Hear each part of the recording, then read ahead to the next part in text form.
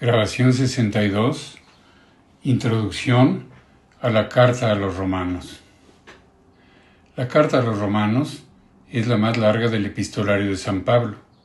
Suele ser considerada también la más importante.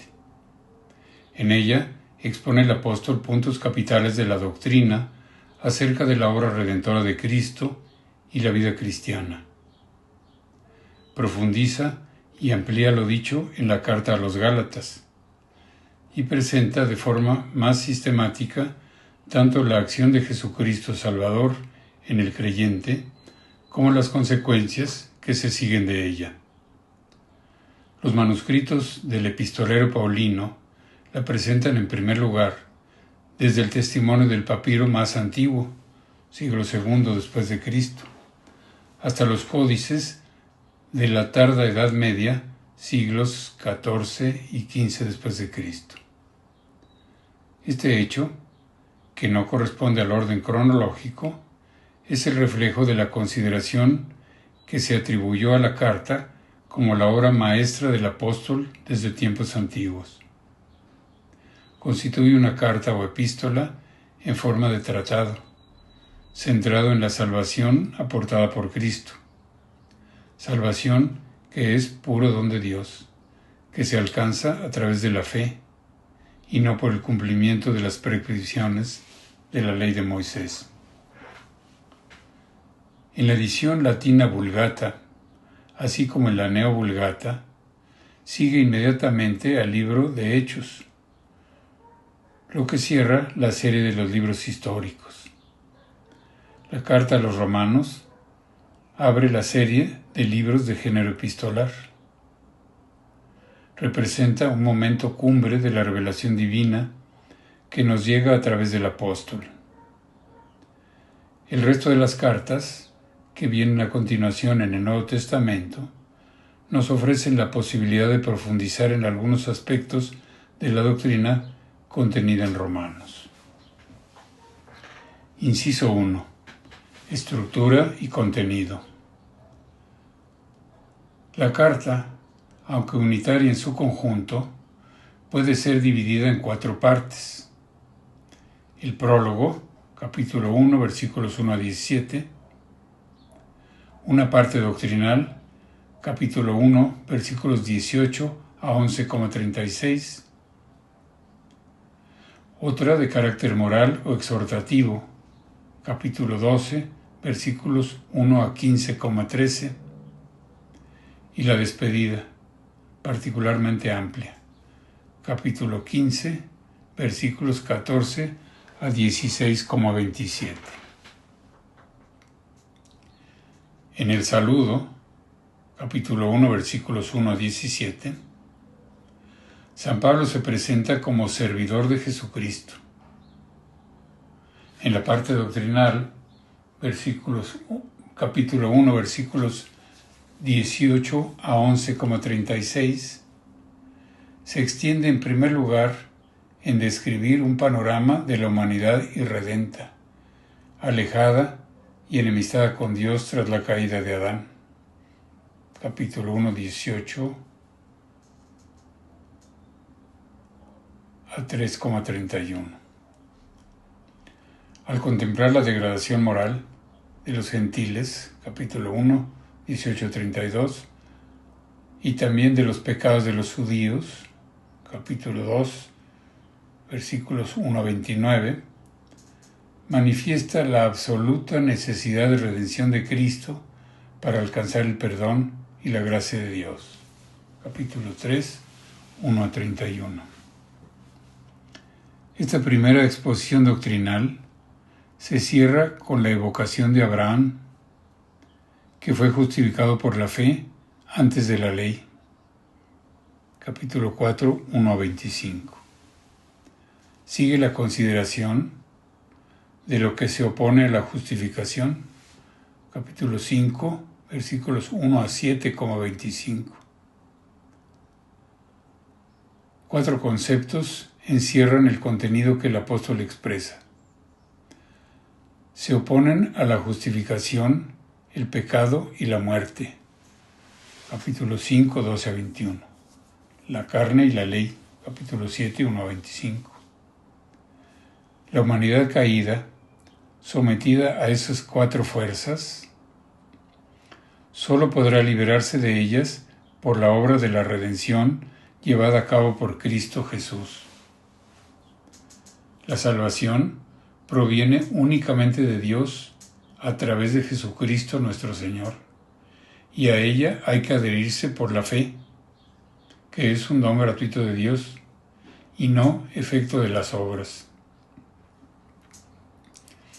Pero una vez alcanzada la fe, mediante el bautismo que injerta al cristiano en Cristo, capítulo 6, 1 a 23, los cristianos pueden y deben hacer el bien, con la gracia del Espíritu Santo que habita en ellos y completa la obra de la justificación realizada por Cristo, haciéndoles santos e hijos adoptivos del Padre, capítulo 8, 1 a 39.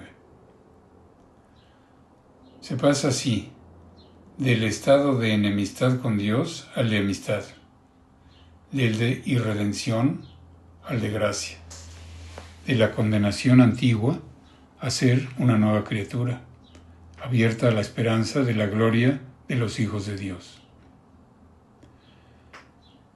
En una nueva sección, capítulo 9, versículos 1 al 11,36, se hace una extensa consideración de la infidelidad del pueblo de Israel. Capítulo 9, versículos 1 al 10,21. La elección de un nuevo pueblo y la conversión final de un resto de Israel. Capítulo 11, versículos 1 al 32. Termina la parte doctrinal con un himno a la sabiduría de Dios y una doxología. Capítulo 11, versículos 33 al 36.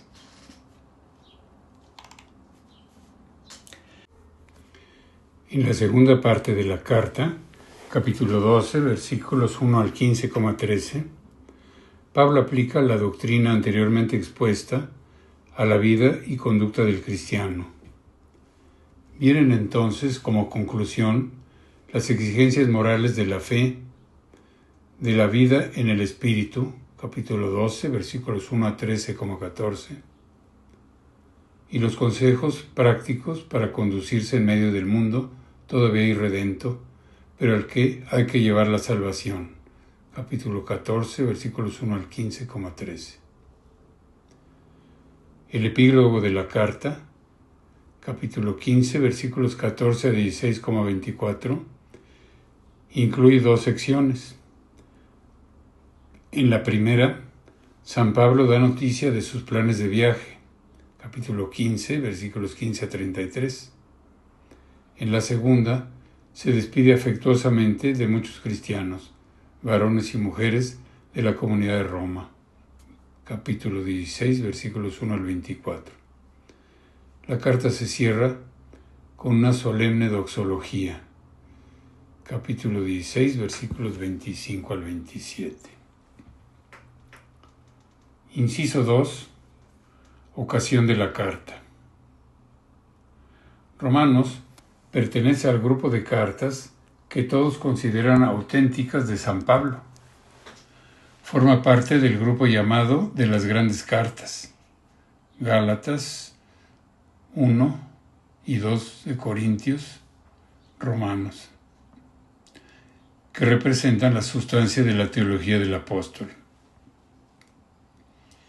Durante su tercer viaje apostólico, años 53 al 58, San Pablo escribió desde Éfeso a los Gálatas y empezó una correspondencia con la comunidad de Corinto. Las dos cartas a los Corintios, escritas entre contrariedades, dieron sus frutos. Al final, la comunidad gozaba de salud y fervor espirituales. Las noticias de las demás iglesias fundadas por el apóstol indicaban que todo marchaba bien con la gracia del Espíritu. Su actividad en la parte oriental del Imperio Romano ha logrado ya unos frutos estables. Desde Jerusalén hasta las regiones de Iliria, es decir, hasta la ribera oriental del Adriático, ha sido predicado el Evangelio de Cristo. En vista de ello, Pablo proyecta extender su labor apostólica hasta Hispania, haciendo una amplia escala en Roma, donde ya se había establecido un buen número de cristianos. Con el fin de preparar debidamente su llegada a Roma, escribe desde Corinto la carta a los romanos. En el invierno-primavera del año 57 a 58, esta es la datación propuesta por la mayoría de los estudiosos en las últimas décadas, aunque una minoría la adelanta al año 52. Que la carta se escribiera en Corinto lo indica la alusión a la diaconisa Febe de la ciudad de Cencreas, puerto de Corinto en el mar Egeo. Si Febe estaba a punto de navegar hacia Roma, es razonable pensar en el final del invierno o ya en la primavera del último período de San Pablo en Corinto. No sabemos cuándo comenzó la comunidad cristiana de Roma, pero debía contar una relativa antigüedad, pues Pablo habla de que desde hace muchos años siento un gran deseo de ir a donde vosotros, y que vuestra fe es alabada en todo el mundo. Sabemos por la historia general que las comunicaciones de Palestina con Roma, había ahí varias sinagogas judías, eran frecuentes en aquella época por mar y tierra. Esta circunstancia hace razonable la suposición de que algunos cristianos de Judá y regiones limítrofes llegaron a la capital del imperio por diferentes motivos, entre ellos comerciales. Por estas causas, es posible que la comunidad cristiana de Roma, formada por fieles de procedencia judía o gentil, fuese más conservadora de las tradiciones judaicas que las fundadas por Pablo en Oriente. Un reflejo puede ser que San Pablo en Romanos es más cauteloso que en Gálatas respecto al valor de la ley y de otras tradiciones judaicas. Compárese, por ejemplo, Romanos 3, 1 a 2 con Gálatas 5, 2. Otro dato a tener en cuenta es que entre las cartas de autenticidad no discutida, Romanos es la que más vocabulario litúrgico contiene. Cristo es comparado al propiciatorio. Los fieles son exhortados a ofrecer sus cuerpos como ofrenda viva a Dios, etc. Tales pasajes resultan más oportunos si los destinatarios tenían conocimiento de la liturgia del Templo de Jerusalén. En cualquier caso, era importante para el apóstol exponer los efectos de la salvación de Cristo a estos fieles de distinto origen, mostrándoles que ya no había diferencia entre ellos.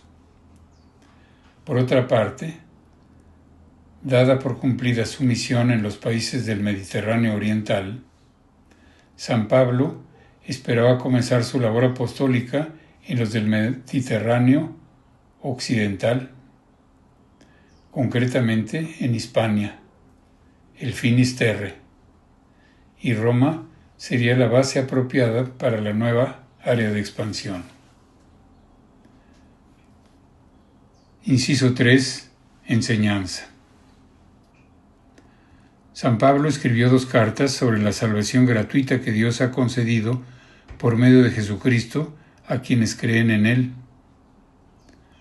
La primera es la carta a los Gálatas.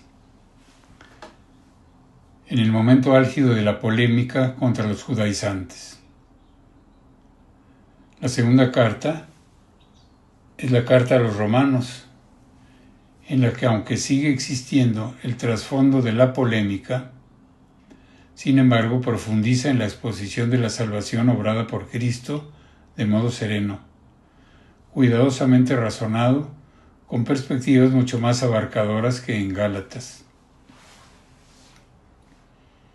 En Romanos, San Pablo se extiende en mostrar que Jesucristo nos ha liberado de la ley en cuanto régimen religioso y explica la profunda novedad del Evangelio y la transformación que la gracia de Dios obra en el creyente, que llega a ser Hijo de Dios en Cristo por medio de su Espíritu. Habla de los privilegios de Israel, vocación, promesas, ley, profetas, para esperar la salvación final del pueblo elegido y fundamentar teológicamente la vocación y predestinación del hombre. Expone las bases de la conducta moral y espiritual del cristiano en coherencia con su nueva dignidad, conferida gracias a la obra salvífica de Jesucristo. La experiencia de unas 2 décadas de labor apostólica le permite a Pablo, además de las revelaciones divinas que le han sido dadas, desarrollar la reflexión religiosa y teológica con profundidad singular. La carta a los Romanos no es una exposición completa de la enseñanza del apóstol. El interés primordial que le adjudicó la exégesis de Lutero y la subsiguiente controversia serían desproporcionados si pretendiéramos encerrar en Romanos el panorama que ofrecen las cartas paulinas. Sin embargo, Romanos presenta el mensaje fundamental del Evangelio de Pablo, la síntesis más característica de su doctrina. Algunos pasajes de Gálatas encuentran su mejor exégesis en las correspondientes de Romanos, y al mismo tiempo esta carta es clave para entender muchos pasajes de otras. La considerable extensión de la carta, que no sea fácil señalar en un único punto doctrinal o exhortativo. La considerable extensión de la carta hace que no sea fácil señalar un único punto doctrinal o exhortativo. Muchos intérpretes consideran que el argumento central está condensado en el capítulo 1, versículos 16 a 17. La salvación por medio de la justicia de Dios, que nos es comunicada por la fe. Como en la carta a los Gálatas, pero sin tono polémico, el apóstol, movido por Dios, quiere dejar claro que la justicia de Dios o justificación, la acción por la que Dios hace justa a la criatura humana, es una gracia divina, gracia inicial que conduce a la salvación. Es pues un don de Dios, que no depende del cumplimiento de las obras prescritas por la ley de Moisés. Más aún, es imposible cumplir todas las obras de la ley si no interviene la gracia divina. En otras palabras, Dios revela a través de San Pablo que el comienzo de la justificación y salvación es la fe, que Dios mismo otorga de modo gratuito. Alrededor de esta afirmación central, que junto con la demostración de la condición universal de los hombres de ser pecadores, ocupa los primeros 4 capítulos de la carta, se sitúan otras afirmaciones, que son como su corolario: la existencia del pecado original y la redención en Cristo, como nueva cabeza de la humanidad, capítulo 5. La necesidad y naturaleza del bautismo, capítulo 6. La lucha contra las tendencias de la carne, capítulo 7. La vida en el Espíritu Santo, capítulo 8. El argumento se completa con la consideración de la historia de la salvación, el futuro del pueblo de Israel, capítulos 9 al 11, y la descripción de la vida del cristiano centrada en la caridad y el abandono en Dios, capítulos 12 al 14. La carta a los Romanos ha sido siempre considerada como el punto de referencia por antonomasia del pensamiento de San Pablo y un testigo privilegiado de la revelación. En este sentido, ha sido ampliamente utilizada por la liturgia. Destacan algunos pasajes de carácter más poético, como el final del capítulo 8, los versículos 28 al 39, relativos al Espíritu Santo, versículos 14 al 17, y las dos doxologías principales, capítulo 11, versículos 33 al 36, el himno a la sabiduría, y capítulo 16, versículos 25 a 27. El uso litúrgico de esta última doxología ha sido con toda probabilidad la causa de su incertidumbre textual. Muchos códices antiguos omiten el capítulo 16 y reproducen el capítulo 16, versículos 25 al 27, al final del capítulo 14 o del capítulo 15. Se debe a que en la liturgia de la misa se omiten los capítulos 15 y 16, por ser de carácter más personal. La exégesis patrística de la carta a los romanos se desarrolló mucho a partir de los comentarios de Orígenes, conservados en una traducción latina de Rufino y de San Juan Crisóstomo. Entre los comentarios orientales destacan los de San Efrén, Teodoro de Mopsuestia y Teodoreto de Ciro. En Occidente, los de Mario Victorino, del llamado Ambrosiaster, autor desconocido, cuyo comentario fue atribuido a San Ambrosio. De Pelagio y de San Agustín. Merced a estos comentarios, las ideas principales expuestas en la carta influyeron en la teología escolástica en la Edad Media. En la época de la Reforma Protestante, Lutero, Calvino, Melanchthon basaron sus perspectivas sobre justificación y salvación, predestinación y libre arbitrio en una interpretación fuertemente unilateral de Romanos. Padres y peritos del Concilio de Trento, 1543 a 1563, estudiaron a fondo la carta, desde la óptica del entero discurso cristiano, y plasmaron sus frutos especialmente en el decreto sobre la justificación, obra teológica maestra por su precisión y profundidad. En el siglo XX, el movimiento teológico contra el protestantismo liberal tuvo a su vez un amplio punto de partida en el comentario de Romanos del teólogo protestante Karl Barth. Los comentarios católicos han sido también abundantes en la exégesis del último siglo y han otorgado a la carta un puesto relevante. Puede decirse que Romanos ha jugado un papel importante en el planteamiento de la teología cristiana europea, hasta el punto de ser ocasión, no necesaria ni razonable, pero sí lamentablemente, de escindir la cristiandad occidental. Muchas de las interpretaciones dadas a la carta están teñidas de posiciones confesionales, lejanas del interés del apóstol y aún de la vida de los cristianos corrientes de hoy. En la actualidad, los teólogos y exégetas serios van acercando notoriamente sus posiciones en la composición de la carta, lo que contribuye benéficamente al diálogo y al entendimiento ecuménico. Fin de la grabación 62 sobre la carta a Romanos.